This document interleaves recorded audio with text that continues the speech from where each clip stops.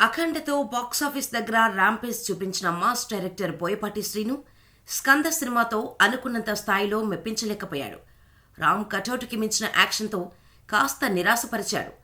దీంతో నెక్స్ట్ ప్రాజెక్టుని భారీగా ప్లాన్ చేస్తున్నాడు బోయపాటి. ఇటీవలే బోయపాటి మరోసారి గీతా ఆర్ట్స్లో ఓ సినిమాకు లాక్ అయినట్టుగా వార్తలొచ్చాయి. కానీ ఈ సినిమాలో హీరో ఎవరనేది బయటకు రాలేదు.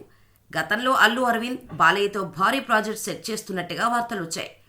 ప్రజెంట్ బోయపాటి అఖండ సీక్వెల్ స్క్రిప్ట్ రెడీ చేస్తున్నట్టుగా టాక్ ఉంది. దీంతో బోయపాటి గీతా ఆర్ట్స్ అఖండ 2 ప్లాన్ చేస్తుందా, లేదంటే బన్నీతో సినిమా ఉంటుందా అనేది తేలకుండా ఉంది.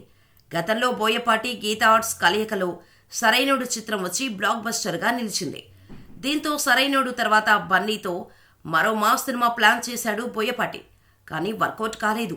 దీంతో ఈ ఇద్దరిలో ఎవరో ఒకరితోనే బోయపాటి గీతా ఆర్ట్స్ సినిమా ఉండే ఛాన్స్ ఉందనే టాక్ నడుస్తోంది.